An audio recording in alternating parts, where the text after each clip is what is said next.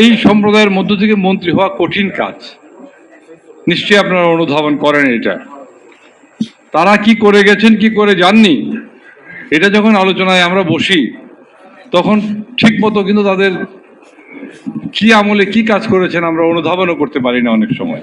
শ্রদ্ধেয় সুনীল গুপ্ত বাংলাদেশের মন্ত্রী ছিলেন, হিন্দুদের মধ্য থেকে মন্ত্রী ছিলেন। উনি দেশের নাগরিক হিসেবেই মন্ত্রী হয়েছেন, কিন্তু আমরা বলেছি হিন্দু মন্ত্রী। এর আগে যারা মন্ত্রী হয়েছেন, যোগেন্দ্র চন্দ্র সেন, না যোগেন্দ্র মন্ডল, উনিও এই পাক ভারত উপমহাদেশের বিখ্যাত একজন মানুষ ছিলেন। সুনীল গুপ্ত বিখ্যাত মানুষ ছিলেন। মনোরঞ্জন ধর, তারপরে একসময় ফণীভূষণ মজুমদার, পরবর্তীকালে আমাদের সুরঞ্জিত সেনগুপ্ত, আর বিএনপির মধ্যেও আমাদের গয়েশ্বর রায়, নিতাই রায় চৌধুরী, তারা কিন্তু এই দেশে মন্ত্রী হয়েছেন।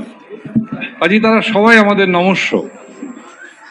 এবং এই সম্প্রদায়ের মধ্য থেকে মন্ত্রী হওয়া কঠিন কাজ, নিশ্চয়ই আপনারা অনুধাবন করেন। এটা তারা কি করে গেছেন, কি করে যাননি, এটা যখন আলোচনায় আমরা বসি তখন ঠিক মতো কিন্তু তাদের কি আমলে কি কাজ করেছেন আমরা অনুধাবনও করতে পারি না অনেক সময়।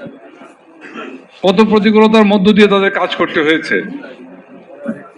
এর মধ্যে অনেক বৈষম্য থাকে, কিন্তু আমি দেখেছি যে সুনীল গুপ্ত মহোদয় জিয়াউর রহমান সাহেবেরও প্রিয় ছিলেন, এরশাদ সাহেবেরও প্রিয় ছিলেন, ম্যাডামেরও প্রিয় ছিলেন, এবং জীবিত থাকলে এখনকার যিনি প্রধানমন্ত্রী তিনি হয়তো তাকে সম্মান খুবই করতেন এবং হয়তো করেন।